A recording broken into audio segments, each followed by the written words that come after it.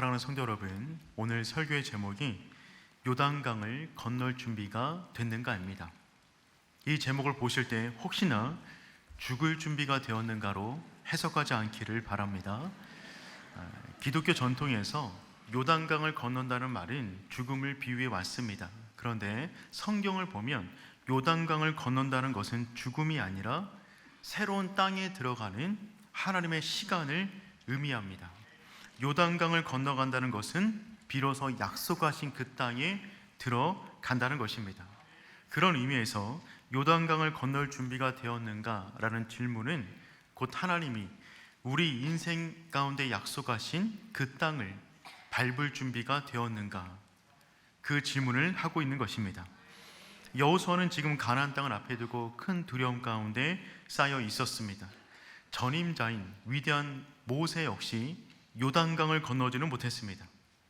여호수아는 지금 요단강 앞에서 두려워하고 있습니다. 이때 하나님께서 3번이나 동일한 말씀을 주십니다. 강하고 담대하라. 오직 강하고 극히 담대하여. 강하고 담대하라. 두려워하지 말며 놀라지 말라. 끊임없는 두려움 가운데 쌓여있던 여호수아, 그는 하나님의 말씀에 반복되는 말씀을 듣자 자기만의 감정, 자기만의 생각의 회로에서 빠져나오기 시작합니다. 자기 안에 날뛰었던 모든 두려움과 감정을 잠재우고 자신의 모든 생각과 감정을 하나님의 말씀으로 대체하는 것입니다. 여호수아는 그 마음이 들 때까지 하나님 앞에 있었어요. 그래서 우리에게 중요한 것은 무엇이냐면 하나님의 말씀 앞에 오래 머물러 있어야 됩니다. 언제까지 머물러 있는 것이냐면 하나님의 것으로 나의 생각과 감정을 대체할 때까지, 그 순간까지 그 앞에 머물러 있기를 축복합니다. 여러분, 혹시 나이아가라 같은 큰 폭포 앞에 서본 적 계십니까?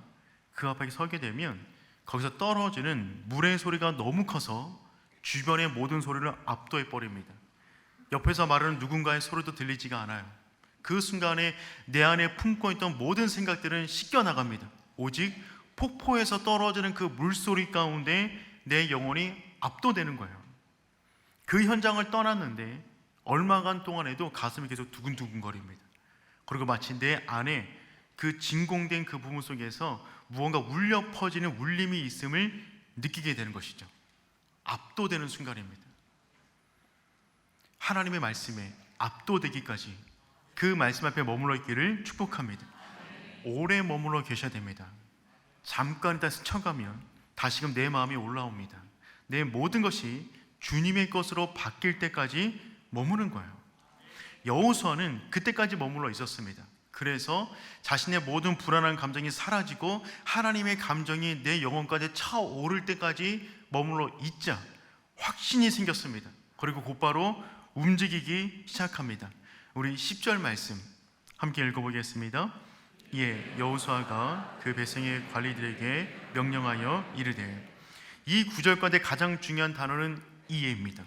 이해는 무엇입니까? 앞의 사건 바로 다음에 곧바로 이어서 여호수아는 움직이기 시작합니다. 자기 안에 있던 모든 불안, 생각, 감정을 말씀으로 바꿔버렸어요. 자기 안에 있던 모든 고민을 말씀으로 바꿔버립니다. 자기 안에 있는 모든 불안한 감정을 말씀으로 마침표를 찍는 겁니다. 하나님께서 강하고 담대하라 말씀하셨으니 그 마음을 품고, 하나님께서 건너가라 말씀하셨으니 그 방향으로 나아가는 거예요. 여러분, 이것이 진짜 순종입니다. 몸의 순종 이전에 마음과 생각의 순종이 있어야 됩니다. 마음과 생각이 순종하고 몸이 따라가는 것이죠. 말씀이 멈추라면 멈추는 거예요. 말씀이 가라면 가는 겁니다. 우리의 생각대로 움직이는 것이 아니라 말씀을 따라 움직일 때 우리 인생 가운데 말씀이 약속한 놀라운 일이 펼쳐지게 되는 줄 믿습니다. 그 단어가 이해라는 단어가 되는 거죠. 여호수아의 리더십은 그의 순종에서 나왔습니다. 여호수아는 성경에 있는 인물 가운데 가장 순종을 잘한 사람 중에 한 명입니다. 그의 리더십은 팔로워십에서 나왔어요. 리더십이 이끄는 능력이라면 팔로워십은 따라가는 능력이겠죠. 여호수아는 태어날 때부터 애굽의 종이었습니다. 근 40년간 종으로 살았습니다. 그 이후에 모세의 수종자가 되어 모세의 말에 순종합니다.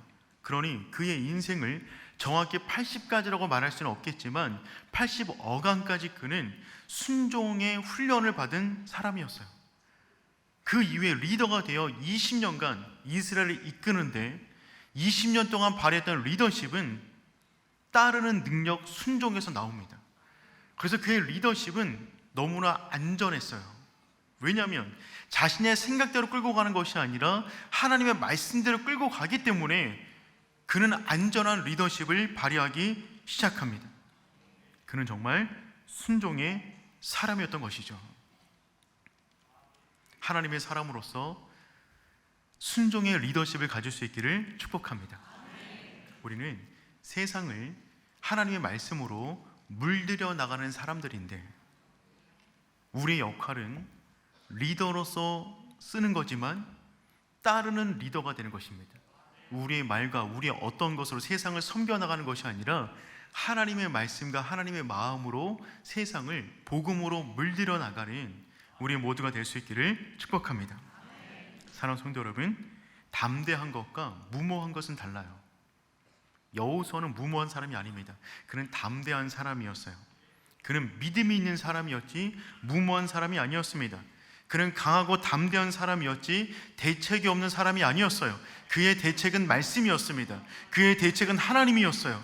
그래서 그는 강하고 담대하게 나아가는 거예요.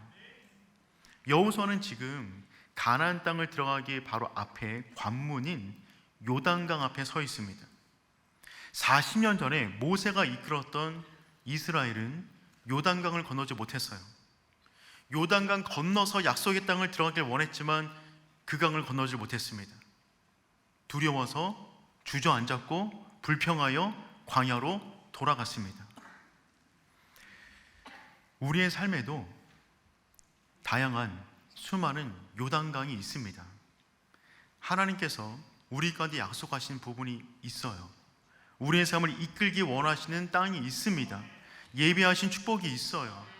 그것은 우리 것인데 우리는 그곳으로 가기를 원하는데 그곳을 넘어가려면 요단강을 건너야 됩니다. 그런데 요단강을 건너기가 두렵습니다. 무섭습니다. 환경이 말이 아닙니다. 그래서 그 앞에서 주저앉아 우리 가운데 약속한 땅이 있음에도 불구하고 그 땅 안으로 들어가 그 축복을 받아 누리지 못하는 영혼들이 너무나 많이 있다는 것입니다. 사랑하는 성도 여러분, 그 땅에 들어갈 수 있기를 축복합니다. 이를 위하여 여호수아가 오늘 했던 그 모습이 우리의 모습 되었으면 좋겠어요. 그래서 2026년 하나님께서 예비하신 우리 인생을 향한 그 모든 복을 받아 누릴 수 있기를 축복합니다. 그럼 우리는 어떻게 하면 요단강을 건너서 약속의 땅 안으로 들어갈 수가 있을까요? 세 가지로 한번 나눠보도록 하겠습니다. 첫 번째는 무엇이냐면 말씀을 믿는다면 그 말씀을 이루기 위한 준비를 시작해야 합니다. 말씀을 믿는다면 그 말씀을 이루기 위한 준비를 지금 시작해야만 합니다. 여호수아는 두려웠지만 하나님의 말씀을 진짜 믿었어요. 그 땅을 내게 주리라. 밟는 모든 땅을 너에게 주겠다. 그것을 진짜 믿었다는 것을 어떻게 알 수 있냐면 여호수아가 행한 행동을 보면 알 수 있습니다. 그는 첫 번째, 관리들에게 명령을 내립니다.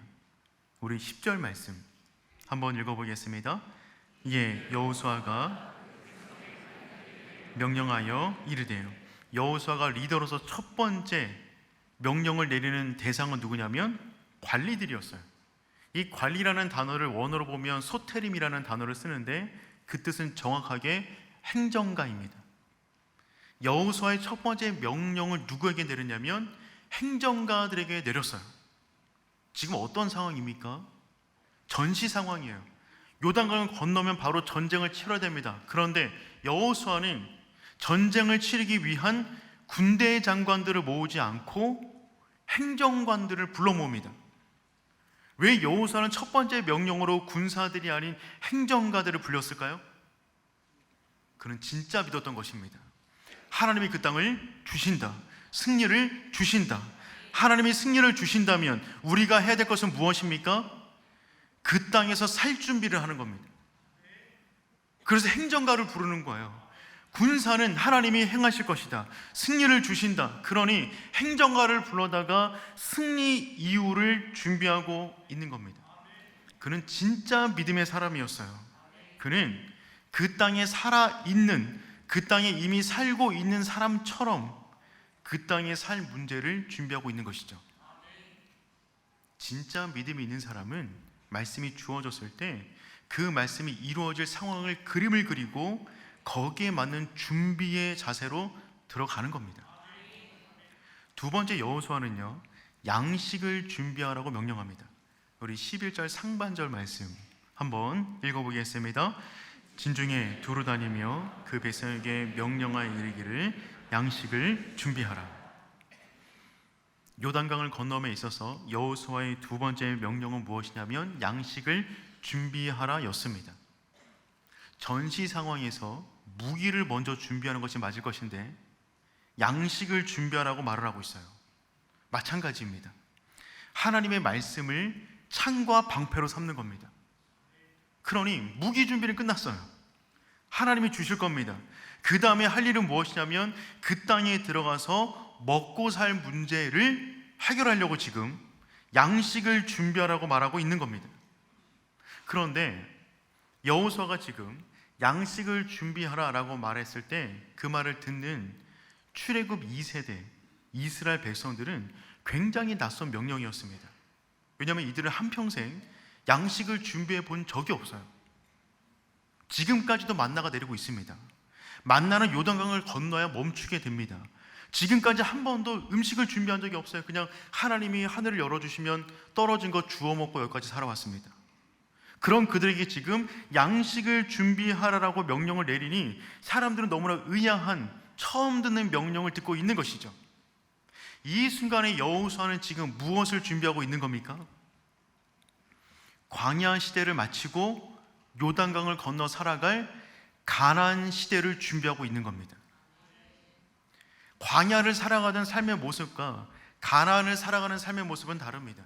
광야는 계속 이동해야 되기 때문에 농사를 지을 수가 없어요. 그래서 하나님께서 그 시대에 맞는 방법으로 만나와 메추라기로 그들을 먹이셨습니다. 그런데 가나안 땅에 들어가면 정착해야 됩니다. 농사를 지어야 됩니다. 목축을 해야 됩니다. 스스로 먹는 것을 준비해야만 합니다. 그러니 여호수아는 그 전에 미리 양식을 준비해 두어라라고 지금 명령을 내리고 있는 거죠. 새로운 시대를 준비하고 있는 거예요. 그는 진짜 믿음의 사람이었습니다. 광야 시대를 살아가는 삶의 모습을 일명 엄마 카드 시대라고 비유할 수 있습니다. 엄마 카드를 줄이면 뭐라 그러죠? 엄카. 엄카를 아십니까? 우리 아이들이 가장 좋아하는 카드 엄카. 요즘 아이들에게 용돈 받을래 엄카 쓰려고 그러면 엄카 쓴다고 합니다. 용돈은 한도가 있는데 엄카는 한도가 애매모호합니다. 제 첫째 딸아이가 수능 시험 보고 생애 처음으로 아르바이트를 했습니다. 한 달 동안 열심히 일을 해서 급여를 받았어요. 그 돈 받아보고 절망감에 쌓여 있더라고요. 아이가 자기 몸으로 돈을 버니까 그 다음에 한 가지 특징이 생겼습니다. 무언가를 사거나 사 먹을 때 자기 급여로 환산해 보는 거예요. 그래서 너무 비싸다 싶어서 안 하는 것들이 많이 생겼습니다. 오랜만에 외식하려고 외식하러 가자라고 말했더니 아이가 그거 얼마입니까? 물어보더라고요. 얼마 정도다 라고 말했더니 그 돈이면 하루 급여인데 내가 먹을 수가 없다. 집에서 밥 먹자라고 말을 하더라고요. 지금 무슨 시대를 준비하고 있는 거예요? 엄카가 끝난 시대를 준비하고 있는 겁니다. 스스로 지금 앞으로 어떻게 살 것인가, 내가 지금 이렇게 열심히 일해서 이 정도 월급을 받았는데 앞으로 나는 이 정도 급여를 받기를 원하는데 그럼 얼마나 더 열심히 일해야 될 것인가, 그 고민을 하고 있어요. 이 아이가 독립할 것을 알고 준비하고 있는 겁니다.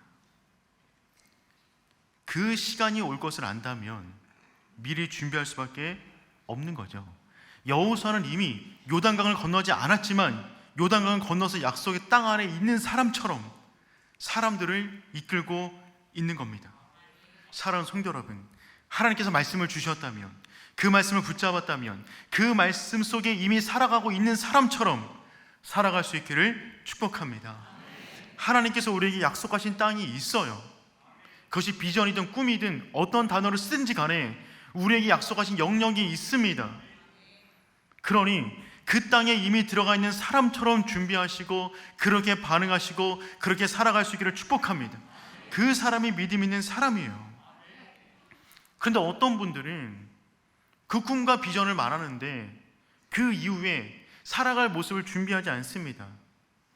선교사로 보내달라고 하는데 언어 준비를 안 해요. 창업을 준비하고 있는데 재무제표를 볼 줄 모르고 사업 아이템이 아직 미정입니다. 관계 회복을 꿈꾸는데 그 사람 찾아가지 않아요. 닫힌 문을 열어달라고 하는데 문고리를 잡아당기지 않습니다. 풍랑을 통과시켜 달라고 말하는데 노를 젓지 않아요. 이 모든 것은 사실 믿지 않는 거예요. 진짜 믿으면 믿는 대로 행동할 수밖에 없습니다. 비가 올 것을 믿으면 우산 들고 나가는 겁니다. 약속한 차가 올 것을 믿으면 그 시간에 그 장소로 나갈 수밖에 없는 거죠. 그래서 성경은 말합니다. 믿음은 행함으로만 증명된다. 행함이 없는 믿음은 죽은 믿음이다. 믿음이 있다면 그 믿음에 걸맞는 행동을 할 수밖에 없는 겁니다. 사랑하는 성도 여러분, 올 한 해를 살아가는 동안에 믿음 있는 자답게 날마다 순종하며 그렇게 살아갈 수 있기를 축복합니다. 여호수아는 그 확신 속에서 지금 이렇게 말을 하고 있어요. 우리 11절 말씀 한번 읽어보겠습니다. 진중에 두루 다니며 그 백성에게 명령하여 이르기를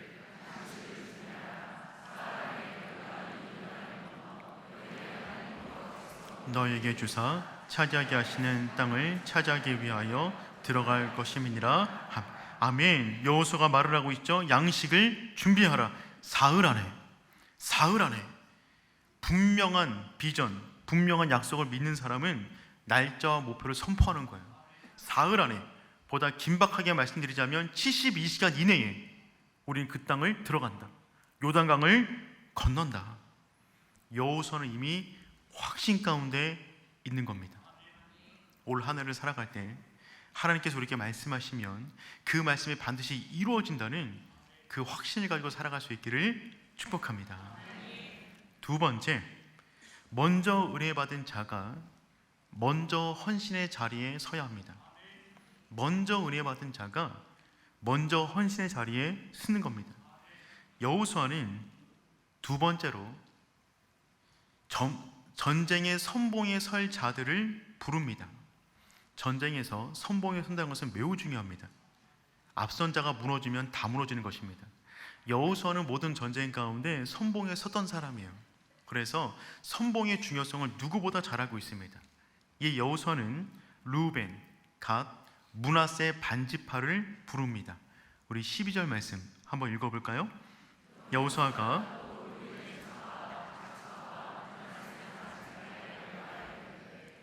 이 세 지파는 정확히 말하면 므낫세 반지파니까 두 지파 반은 이스라엘 12지파 가운데 가장 싸움을 잘하는 지파들이었어요. 르우벤은 야곱의 장자입니다. 야곱의 표현에 의하면 다혈질이고 싸움을 잘한다라고 기록이 되어져 있어요. 그 다음에 갓지파는 그 이름 자체가 군대라는 뜻입니다. 성경에서 갓지파를 암사자에 비유합니다. 모든 것을 찢어버린다 라고 표현해 두었어요. 그만큼 싸움을 잘하는 민족입니다. 므낫세 지파는요, 요셉의 장자인데 그 지파가 너무 커서 반으로 나눠서 한 민족을 이룰 만큼 므낫세의 반지파였어요. 이 므낫세 지파는 앞으로 벌어질 모든 전쟁 가운데 항상 선봉에 서게 됩니다. 싸움을 가장 잘합니다. 그 지파에서 나온 유명한 사사가 기드온과 입다입니다. 사사 가운데 가장 전쟁을 잘했던 사람들, 므낫세 지파입니다. 그러니 이 두 지파 반을 부른 거예요.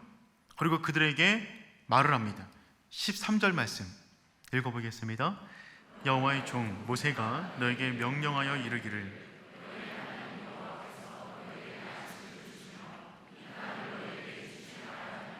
너희는 그 말을 기억하라. 아멘. 지금 여호수아는 이들을 불러다가 1절에 모세가 살았을 때 그와 약속을 했던 것을 지키라고 말을 합니다. 그 지켜야 될 내용은 무엇이냐면 14절에 나와 있어요. 우리 14절 말씀도 한번 읽어보겠습니다.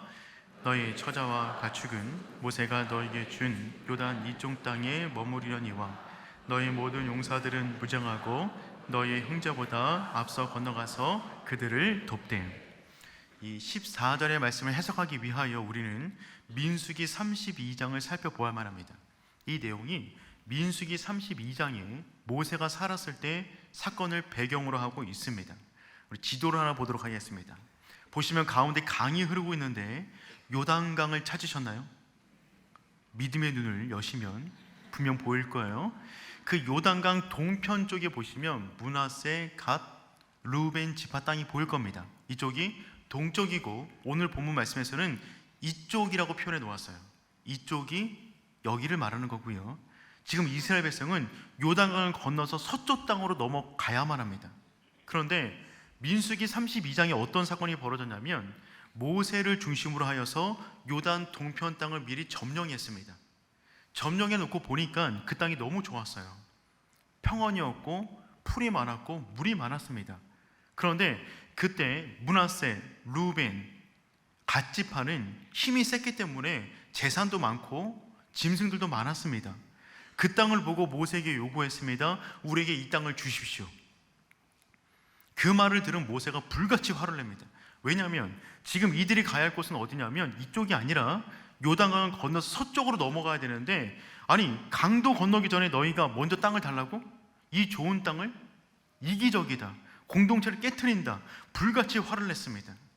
그때 모세가 중재하여 내린 안이 무엇이었냐면 이 땅을 너에게 주겠다.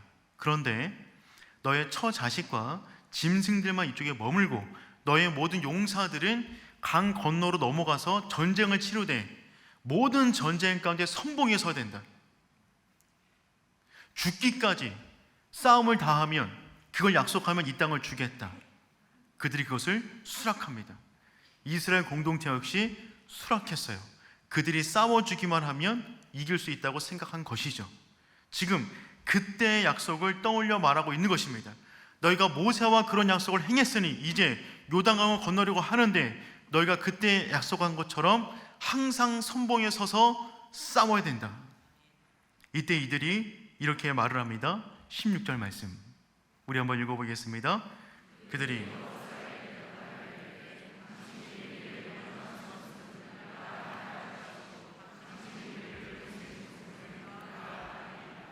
아멘. 세 지파는 그 약속을 지키겠다고 다짐합니다. 세 지파는 가장 힘이 센 지파였어요.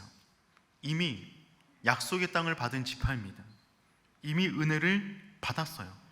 특권이 있는 사람들입니다. 그런데 그 특권을 공동체를 위해서 쓰겠다고 지금 다짐하고 있는 거예요. 하나님의 나라는 그렇게 만들어져 갑니다. 먼저 꿈을 이룬 사람이 누군가가 꿈을 이룰 수 있도록 꿈의 디딤돌이 되어 주는 것이죠. 사랑하는 성도 여러분, 여러분이 만약에 남들보다 무엇인가를 더 가지고 있다면 그것은 특권이 아니라 사명입니다. 우리는 누군가에 빚지고 있는 거예요. 우리의 주머니가 두 개가 있는 이유는 하나는 내 인생을 채우라고 있는 것이고 또 다른 하나는 누군가의 꿈을 채우라고 그 주머니가 있는 것입니다. 성도는 이 땅을 어떻게 살아가냐면 100사람이 먹을 것을 혼자 독식하는 것이 아니라 나의 것을 풀어 100명을 먹이는 인생을 살아가는 사람이 하나님의 사람이 되는 줄 믿습니다. 요단강은 혼자 건너갈 수가 없어요. 혼자 건너가면요 그냥 죽습니다. 빨리 뛰어요. 함께 건너가야 이룰 수 있는 것이 하나님의 나라인데, 하나님의 나라는 그러므로 공동체가 함께 가는 것인데, 선봉에 설 자들은 누굽니까? 이미 꿈을 이룬 사람, 남들보다 더 많은 것을 가지고 있는 그 사람들이 더 많은 수고를 하여 함께 공동체가 하나님의 꿈 안으로 들어가게 하는 것입니다. 사랑하는 성도 여러분, 이 분명한 인생을 향한 가치관이 우리 가운데 있기를 소망해요. 일반 세상에서도 이런 이야기 많이 합니다. 예를 들면 오프라 윈프리는 남보다 더 가졌다는 것은 축복이 아니라 사명이다. 멋진 말 아닌가요? 윈스턴 처칠은 말을 했습니다. 우리는 얻은 것으로 생계를 만들고 주는 것으로 인생을 만든다. 우리 인생은요, 누군가로 해서 흘려보낸 그것으로 내 인생을 만들어가는 거예요. 우리나라 가운데 300년 이상 부자 가문을 이어온 경주 최씨 가문이 있습니다. 그 최씨 가문 가운데 중요한 집안의 내규가 있어요. 그것은 무엇이냐면 자신의 집을 기준으로 하여 사방 백리 안에 굶어 죽는 사람이 없게 하라. 자신의 집이 서 있다면 사방 백리 안에 굶어 죽는 사람이 없도록 하라. 그 땅은 적어도 책임져야 된다. 재산이 만석을 넘으면 그때부터는 하늘의 것이 된다. 내 것이 아니란 말입니다. 끊임없이 흘려주어 나를 통하여 그 지역과 땅과 공동체를 바꿔나가는 인생을 살아야 된다는 것이죠. 개인이 갖고 있는 부와 성취를 가지고 공동체의 안전망으로 삼는 거예요. 이 사람이 복의 근원이 되는 사람입니다. 우리 모두가, 우리 교회가, 우리 존재가 그런 사람 되었으면 좋겠어요. 하나님께서 저희 교회를 빠른 시간 내에 부흥케 하신 데는 사명이 있습니다. 우리만을 위한 교회가 아니라 열방의 교회를 섬기는 교회로 쓰기를 원하시는 것이죠. 지금까지 그랬듯이 우리는 겸손하게 섬겨야 됩니다. 겸손하되 조용한 마음으로 섬기는 것이죠. 그래서 힘들고 아파하고 침체되어 있는 교회와 목회자, 성도들을 위로하는 쉼터가 되는 옳은 교회가 되었으면 좋겠어요. 우리에게 쓸 것은 최대한으로 절제하고 그 모든 것을 공유하고 흘려보내는 것입니다. 그때 우리 안에 조금 불편함이 있을 수 있습니다. 그 불편함은요, 감사함으로 넘길 수가 있는 거죠. 우리가 함께 하나님의 나라 공동체를 아름답게 만들어가는 우리 모두가 될 수 있기를 축복합니다. 세 번째, 서로를 붙들어주는 공동체를 만들어야 합니다. 서로를 붙들어주는 공동체를 만드는 것입니다. 이 세 지파, 정확히는 두 지파 반이 여호수아에게 다음처럼 말을 합니다. 우리 17절 말씀 한번 읽어보겠습니다. 우리는 범사에 모세에게 순종한 것 같이 당신에게 순종하려니와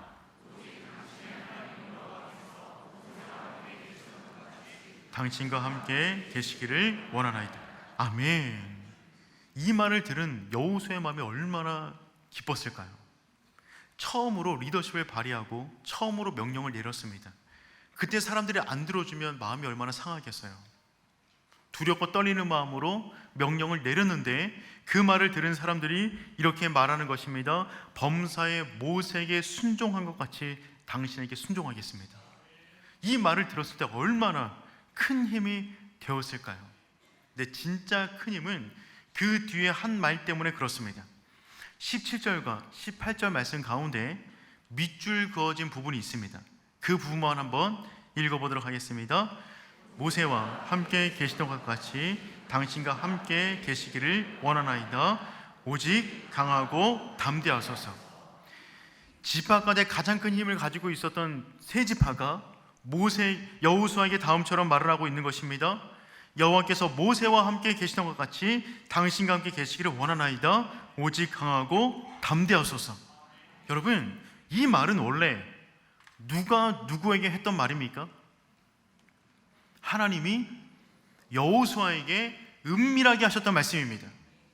리더가 되었지만 너무나 두려워서 주저앉아 있고 있는 여호수아를 찾아가 하나님께서 이 말씀을 주셨는데, 그 말씀을 듣고 리더십을 지금 발휘하고 있는데 사람들이, 공동체가 나와서 하나님이 나에게 주셨던 말을 다시금 되뇌이며 나를 격려시키고 있는 거예요. 그 순간에 여호수아의 마음이 어땠을까요? 이런 순간을 흔히 말해서 심쿵하다라고 말합니다. 심쿵하세요? 가슴에 쿵하고 뭔가 온 거예요. 전율이 온 겁니다. 여호수아 입장에서 하나님께서 3번 말씀하셨어요. 강하고 담대하라, 강하고 담대하라, 강하고 담대하라. 여호수아 입장에서 정말 하나님의 음성이었을까? 내가 정말 그런 자리에 리더십을 발휘할 수 있을까? 두려운 마음 가지고 말했는데 사람들이 하나님이 나에게만 하셨던 말씀을 되갚아 돌려주는 겁니다. 그 말을 듣는 순간 여호수아는 이런 마음 들지 않았을까요? 하나님의 말씀이 맞구나. 하나님이 우리 공동체와 함께하고 있구나. 하나님이 지금 우리 공동체를 통하여 이 사람들뿐만 아니라 나를 돌보고 있구나. 영적으로 통하는 순간을 경험하게 되는 거죠. 여러분도 이런 경험을 하신 적 있지 않습니까? 개인적으로 문제가 있어요. 깊이 기도를 합니다. 그러다가 말씀을 봤어요. 한 말씀 앞에 꽂혔습니다. 심쿵한 거죠. 그런데 과연 이 말씀대로 순종해도 안전할까? 이 말씀 내가 제대로 들은 건 맞을까? 나 혼자만의 착각이 아닐까?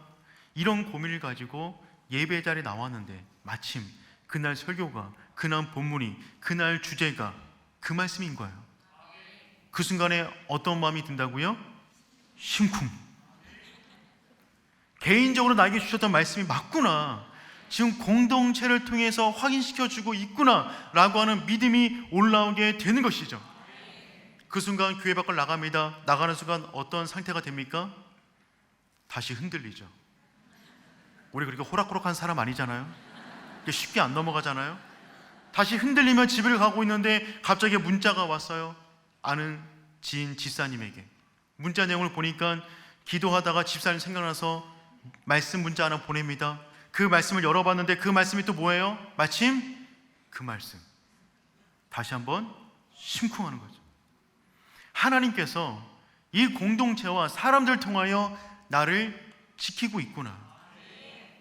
그 말씀이 맞구나 라고 하는 상황을 지금 경험하고 있는 거예요. 저 역시 마찬가지입니다. 예배를 마친 이후에 로베에서 많은 분들과 인사를 나눕니다. 또한 주중에 성도님들 만나요. 오고 가면 인사를 나누는데 저에게 어떤 말씀 한 말씀씩 하시는 분들이 계십니다. 그런데 그 말씀을 듣는 순간 예사롭지 않은 거죠. 제가 그때쯤 무언가를 고민하고 있고 염려하고 있었는데 그분의 말이 들려오는데 그 말이 하나님의 음성처럼 들리는 거예요. 내가 너와 함께하고 있다. 목사님 힘내세요. 강하고 담대하십시오. 하나님이 함께 하십니다. 그분은 그냥 아무 의미 없이 말하는 것일 수도 있겠지만 저는 알고 있잖아요. 하나님이 지금 이 순간에 이분을 통하여 내 영혼을 지키시는구나. 그 순간 저는 심쿵하게 되는 거죠. 그렇다고 오늘 나가실 때 저에게 너무 많은 말씀 하지 않았으면 좋겠습니다. 이미 많이 들었습니다. 8시, 10시 때 많이 들었으니까 괜찮습니다. 성도 여러분, 우리는 서로가 필요합니다. 약속의 땅은 혼자 가는 땅이 아닙니다. 혼자 가면 발각돼서 죽습니다. 함께 가는 겁니다. 그곳을 함께 가라고 우리를 만나게 하신 줄 믿습니다. 성경은 개미에게서 배우라라는 말씀이 있어요. 우리가 배워야 할 개미 가운데 배짜기 개미가 있습니다. 이 개미를 소개하고 말씀을 정리하겠습니다. 이 개미는 힘이 굉장히 셉니다. 얼마나 센지 자기 몸집보다 훨씬 큰 애벌레를 물고 서 있을 정도입니다. 저 사진은 지금 애벌레를 물고 서 있는 개미의 사진이 되는 것이죠. 힘이 굉장히 세요. 근데 얘네들은 어떻게 살아가냐면 나뭇잎을 엮어서 하나의 둥근 원을 만들어 그 안에 함께 들어가서 공동으로 살아갑니다. 그러니 나뭇잎을 엮으려면 이쪽 나뭇잎과 이쪽 나뭇잎을 연결해야 되는데 개미 다리가 짧잖아요. 어떻게 연결할 수 있겠습니까? 하나의 개미가 붙어있고 몸을 쭉 펴니다. 그러면 그 등 위로 하나의 개미가 올라가 팔을 또 쭉 펴니다. 그 위로 또 하나의 개미가 올라가 개미 사슬을 만듭니다. 없던 길을 만들어 버리는 거예요. 여러분, 이 개미들은 힘이 굉장히 센데 혼자 있어도 세지만 둘이 만나면 2배의 힘이 나는 것이 아니라 2.5배 이상의 힘이 난다고 합니다. 함께 할 때 힘을 더 많이 쓰는 거예요. 내가 더 많이 쓰겠다는 마음으로. 사람은 두 사람이 함께 힘을 쓰면 1.5 이하로 떨어집니다. 누군가 힘을 안 쓰고 있는 겁니다. 개미에게서 배우셔야 돼요. 개미들은 2.5배 이상이 납니다. 그래서 힘들게 이파를 끌고 모아 자기들이 살 둥지를 만듭니다. 둥그런 둥지를 만들어 그 속 안에서 함께 살아가는 것이죠. 이 그림은 마치 교회 공동체를 보여주는 것만 같습니다. 우리는 그렇게 서로의 힘을, 서로의 인생을 함께하며 믿음의 길을 걸어가는 것입니다. 그러니 사랑하는 성도 여러분, 두려워하지 마십시오. 우리 앞에 요단강이 놓여 있을 수 있지만 두려워하지 마십시오. 그분의 말씀을 붙잡으세요. 그 말씀이 이미 이루어진 것처럼 지금 살아가는 겁니다. 누군가가 더 많이 가진 사람이 있으면 선봉해서 주십시오. 누군가에게 힘이 필요하면 격려의 말씀 많이 해주세요. 그렇게 우리는 밀어주고 당겨주고 이끌어가면서 함께 하나님의 나라를 맛보는 인생을 살아가게 되는 줄 믿습니다. 우리 함께 그 마음 다해서 말씀 앞에서 함께 찬양하겠습니다. 말씀 앞에서 경외하며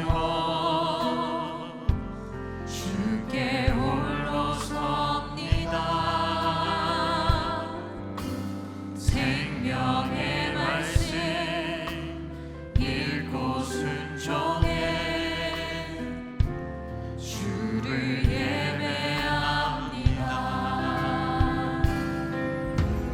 기록된 말씀 힘이 있어서 진리로 우리 거룩해 하며 거룩한 말씀 세세 영원히 복음이 되어 말씀하시네. 하나님 말씀에 두려워 떠는 자, 그 말씀에 생명을 거는 자, 한 사람 찾으시니 주님의 약속을 믿어. 하나님 말씀에 인생을 거는 자, 순종하며 주 따라가는 자, 영원한 하나님 나라 이뤄갈 주의 교회여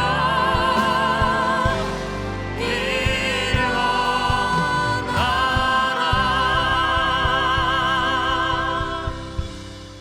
사랑하는 성도 여러분, 말씀 앞에 오래 머물러 계십시오. 우리의 영혼이 두렵고 떨릴 때까지, 우리 안에 있는 모든 두려움이, 염려가 말씀으로 바뀔 때까지, 압도될 때까지 그 앞에 머물러 있는 것입니다. 그때 말씀이 들려옵니까? 그 말씀 붙잡으세요. 그 말씀 붙잡고 요단강으로 들어가는 것입니다. 하나님께서 우리 가운데 약속하신 땅이 분명히 있습니다. 그 놀라운 땅이 있는데 두려움 때문에 요단강 건너지 못해서 그 땅을 밟지 못한다면 얼마나 안타깝습니까? 그러니 사랑하는 성도 여러분, 강하고 담대하십시오. 하나님이 함께 하십니다. 우리 이 시간에 기도하며 나가도록 하겠습니다. 하나님, 나에게 말씀하여 주시옵소서. 말씀으로 나의 생각과 감정을 점령하여 주시옵소서. 또 하나님, 오륜교회가 하나님의 아름다운 공동체가 되어서 서로의 꿈에 디딤돌이 되어주는 공동체가 되게 하여 주시옵소서. 그렇게 하나님 주님께서 원하신 그 땅 안으로 들어가는 오륜교회, 오륜의 성도 되게 하여 주시옵소서. 우리 주님이랑 한번 부르고 기도합니다. 주여. 하나님 아버지, 기도하며 나아갑니다. 아버지, 은혜를 더하여 주시옵소서. 하나님 아버지, 우리가 강하고 담대한 마음으로 요단강을 향하여 전진해 나아갑니다. 우리 가운데 수많은 두려움이 있지만 하나님, 주저앉지 않습니다. 주님께서 말씀하셨기 때문에 그 말씀을 답을 삼아, 그 말씀을 길로 삼아 나아갑니다.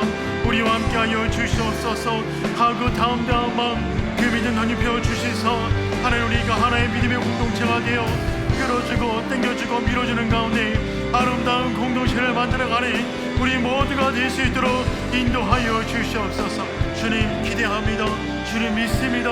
역사하여 주시사 우리의 모든 인생 가운데 닿으며 있는 주의 축복을 받아 누리게 하여 주시옵소서. 하나님 감사합니다.